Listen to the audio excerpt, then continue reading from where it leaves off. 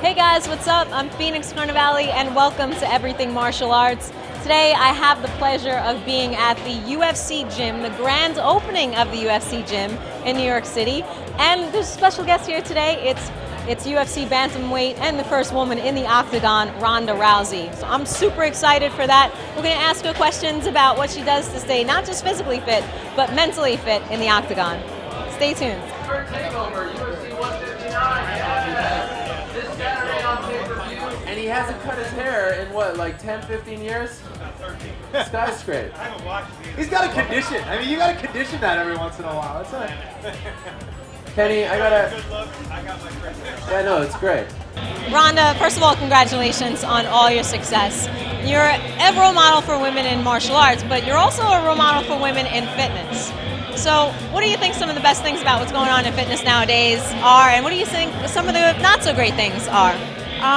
The one thing that encourages me the most is that I see a trend of women being encouraged to look strong instead of looking, frail and anorexic. And I love that whole fad of seeing like all those CrossFit gyms of like, women being encouraged to like lift weights and do stuff like that. And but I think the UFC gym, nothing really tops stuff like this because it's not just how you look, it's what it does for you. It's not like you're trying to get in shape to look a certain way. It's like you're getting in shape to be able to perform certain tasks, and it's just like it changes how you feel. You don't just feel good looking, you feel useful, and it really helps your self-esteem in more than just a cosmetic way. Very good question for Dana. He did say a few months back that they were holding a date in November for the 20th anniversary of the UFC. Hopefully it gets legalized in New York first. I don't know, it's a bit of an issue. So I think it's November, not New Year's Eve. You're 1 month off, and absolutely. Although I do charge, as a tribesman should, $10 per picture. What are some of the things that you don't like about the things you see in fitness? What's some of the things I don't like? I mean, it's kind of like the unacceptance of other body types. There's just, people are given this industry standard of how you're supposed to look, and they beat themselves up about it if they don't happen to perfectly genetically fit that, and some people just aren't. And I always felt like I never really fit into that. I was always, a bigger, stronger girl, and I felt like there was something wrong with me because I didn't have that body type. So even though I wasn't fat, I was in good shape. I didn't look the way that I thought I was supposed to look, and I think those the idea of that there's one way that you're supposed to look is the biggest thing that I see wrong. We are the UFC Fit team. I'm Mike Dolce, the creator of UFC Fit. What is UFC Fit? UFC Fit is a 12-week total lifestyle transformation program based on the techniques I use to get the world's greatest athletes in shape. So what are some of the things that you love to do in the gym, and what are some of the things that you don't like to do in the gym? I hate doing Olympic lifts. I do, and the thing that sucks is I'm really good at cleans, and I hate doing them. Really? I'm really good at it, but I hate doing it, and so... What is it that you don't like about it? I think it's just the simplicity of it. It's so simple. It's just, like, once you get the technique of it down, like, I have the technique of how to do it, so there's nothing, like, to learn. I don't know, just stuff like just running just to run or to lift weights just to lift. I like stuff like martial arts where there's, like, a problem behind it, and you're solving and you're making decisions, and it's just...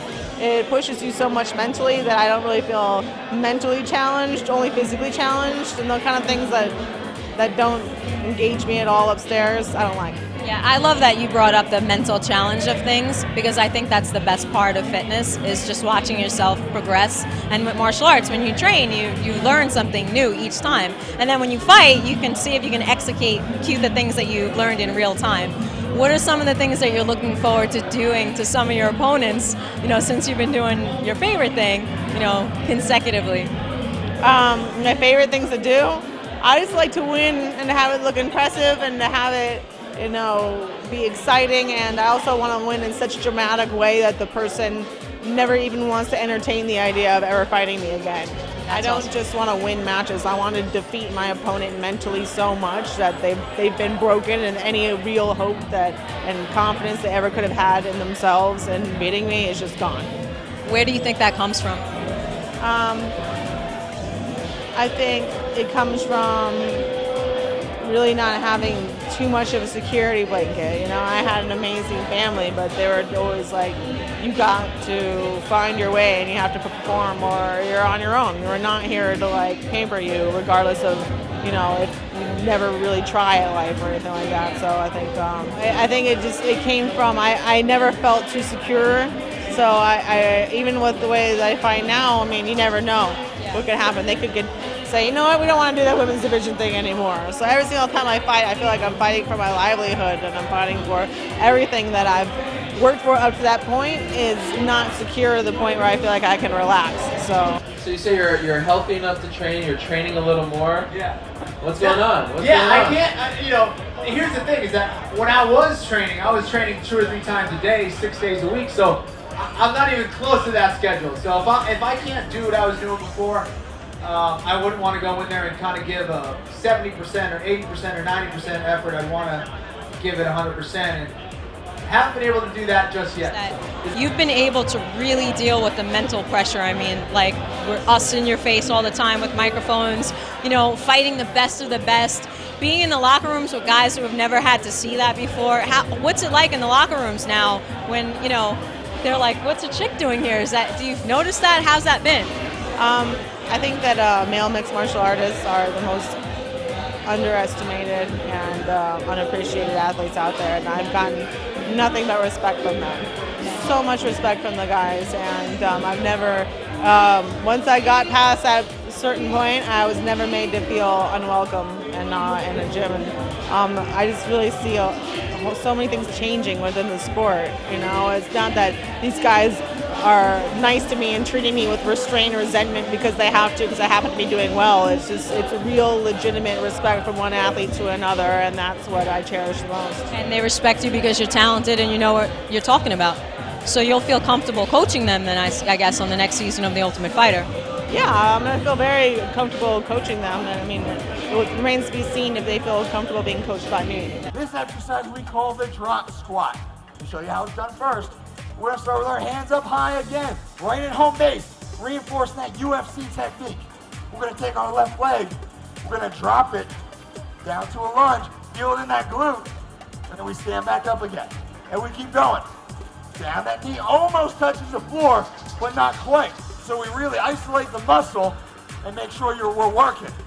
All right, so my last question, well, actually it isn't even a question, it's just something that I wanted you to do for my viewers. There's a quote that you have about self-confidence, like, how dare you take that from me? Can you say that to my viewers? Oh, it came from people telling me all the time that I'm too cocky and I'm too arrogant. And it took me so long to believe in myself. For people to insult me for that belief, I just always thought, how dare you think that I should think less of myself? The kind of person that thinks that I'm too arrogant or I think too much of myself wasn't told enough to believe in themselves, and they're taking their own self-doubt out on me, and I'm not going to let them do that. Thank you so much. You're the best. Congratulations on Wheaties, too. Didn't you get Wheaties? Didn't you get a Wheaties contract? No, that was some Twitter, like somebody messing around. I'm not on a Wheaties. Come on. Man. Well, it'll happen soon. It'll totally happen soon. I'm not the Nancy Kerrigan, you know, cap teeth kind of sparkly person that they're looking for. Who do you think would sponsor you? I don't know, but I just think that I don't really fit in that conventional role of like, oh, this is the athlete we all want to be, you know. You kind of are, though, man. You kind of are. Yeah, man.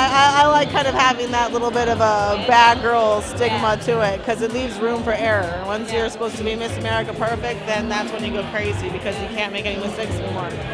You're the best. Thank you so much for talking to me. Yeah, and look forward to everything you have to do in the future. Thank you. Thanks again.